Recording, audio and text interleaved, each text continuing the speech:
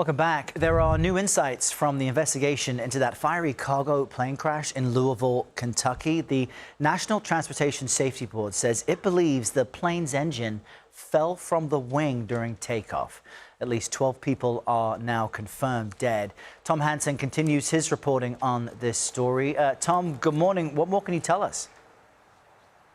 Hey there, Errol. Good morning to you. Well, NTSB is on the ground. They are going to be conducting their investigation throughout the day. They were able to retrieve those two black boxes, something they thought might not even be possible because of the sustained heat from those flames. Those black boxes are going to be headed to D.C. for further investigation.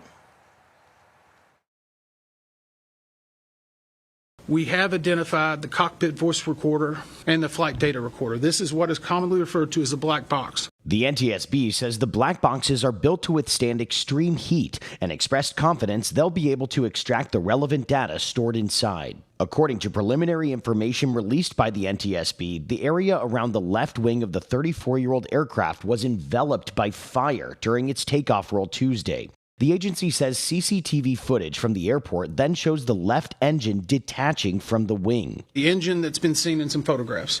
We do believe that that is the engine from the left side of the plane. It is actually on the airfield. Grade A Recycling was one of several local businesses in the aircraft's impact zone. Owner Sean Garber was away on business when he got a FaceTime from employee Georgie Dow, who was distraught. She said, oh, a plane crashed. And I said, you mean a plane crashed away from us? And then she no, the plane crashed on us. It wasn't just a couple minutes. It wasn't just the plane crashed and that was it. It was an explosion after explosion after explosion. I heard, people yelling, where are these people? One of our truck drivers had our vendors, his jacket was melted. He said he thought he broke his leg. So it was so hot that people's clothing was melted.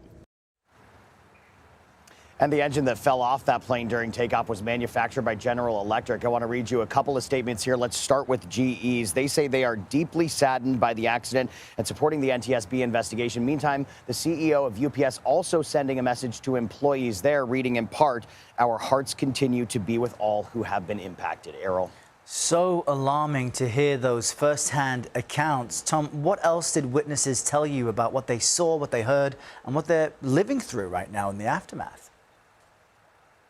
I mean, the stories are harrowing and deeply disturbing, Errol. We spoke with that woman who was on the ground. She describes a chaotic scene where people were running around. You heard how hot the flames were, the clothing melting off of people, some people in critical condition at the hospital with severe burns to their skin. She also talks about a wall of smoke. But one of the things that she's also grappling with is survivor's guilt here. She says it could have been her. Take a listen.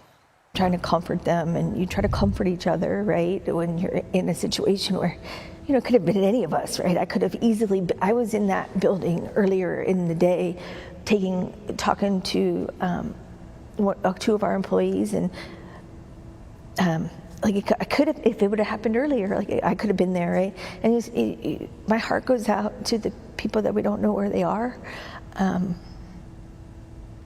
But yeah, it's chaos, right? You don't know. It's like, what's going to happen next? So, people here just going to work, just doing their jobs, expecting a normal day that ended in catastrophe. I should also note that they were wrapping up their day when this disaster struck. And so a lot of people were looking to get home to their families. Some people never did. Errol. Just heartbreaking. Tom, we appreciate your reporting on this and bringing us those harrowing experiences. Thank you.